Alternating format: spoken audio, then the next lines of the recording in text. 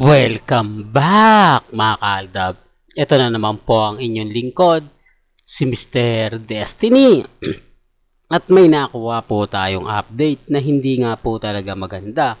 At masasabi nga po natin mga kaaldab na hindi nga po ito kaaya-aya sa mga main fanatics at sa mga armain. Bali-balita po ngayon mga kaaldab na parang kumbaga magiging ano na lang po daw si Mengay. Sinasabi po kasi ng mga ilang netizen at ng ilang EAT Dabbercads na si Atasha Mulak na nga po raw ang papalit kay Mengay dahil lahat daw po ng mga project ni Mengay wala na.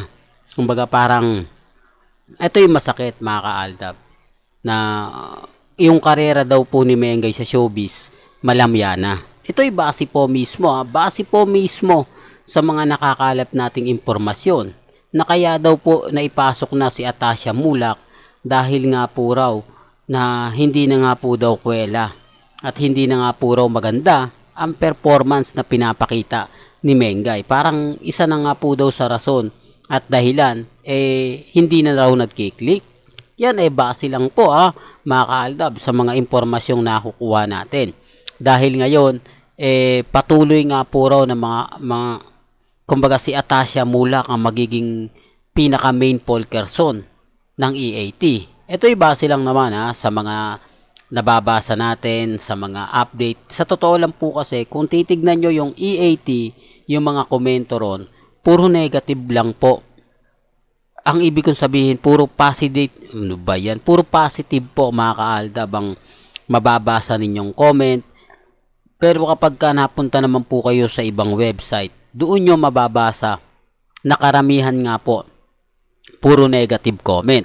Ang masama kasi dito mga kaaldab, yung mga endorsement ni Mengay sa mga ibang artist na po kasi nakikita. Kaya po hindi na natin may sasabi, kumbaga hindi natin, kumbaga yung tipong mapapaisip na po kayo na dati-rate na kung titignan nyo, ba't ganito, ba't ganun, ba't ganyan, di po ba? Iba na po talaga yung sitwasyon ngayon. Ito'y base po mismo sa mga nakukuha nating update. Hindi po ito sinasabi ng ilang netizen lang.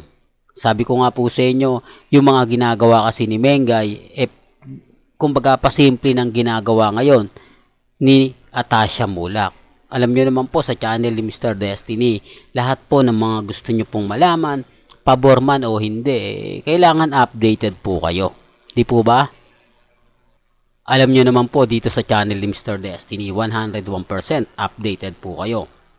Pero bago tayo magtuloy at bago natin pangunahan itong mga magagandang update natin, kung bago ka lang sa channel na to at isa kang true-blooded Aldab Nation na nagmamahal kila Mengay at Tisoy, tama po ang channel na pinuntahan mo, kaya consider na po kitang bagong subscriber at huwag mong kalimutang i-share ang mga video po natin sa mga mami, sa mga titas, at sa mga senior. Remind ko lang po mga kaaldab, hindi porket wala na po si Mengay yung mga, o hindi na po si Mengay yung mga endorsement o TV commercial, hindi lang ibig sabihin na wala nang benta si Mengay.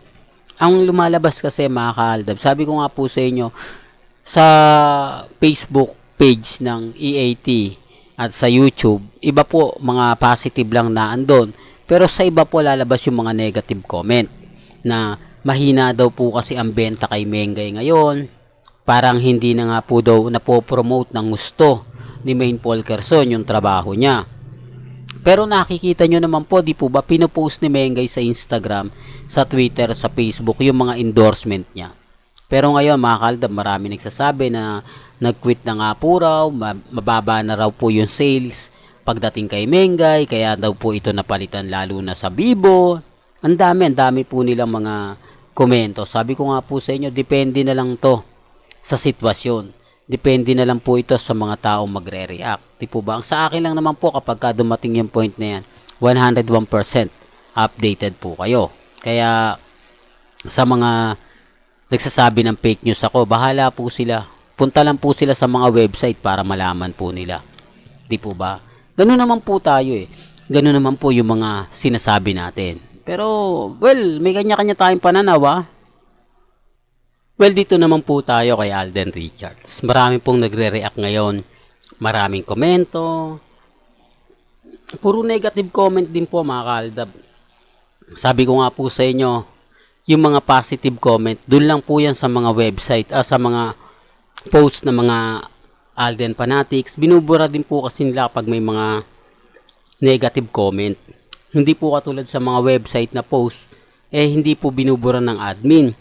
Hinahayaan po lahat ng mga nagiging komento, hinahayaan po lahat nila yung mga sinasabi. Kaya nga po sabi sa inyo, si Alden Richards daw po, parang hindi na nga po maganda, parang sinasabi nga po ng iba na, nako, pag promotion lang yan, gusto niya lang magamit yung mga fans ni Kat, kaya ganyan. Biruin mo, parang kada lakad, may mga yung tipong nagpapansin daw po.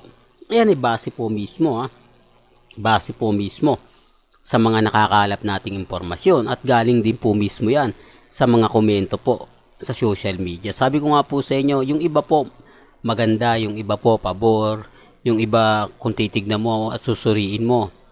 Di po ba? Pero gaya na sinabi ko, depende na lang to sa pananaw ng iba. Depende na lang to kung ano po yung magiging sitwasyon, kung ano yung magiging senaryo.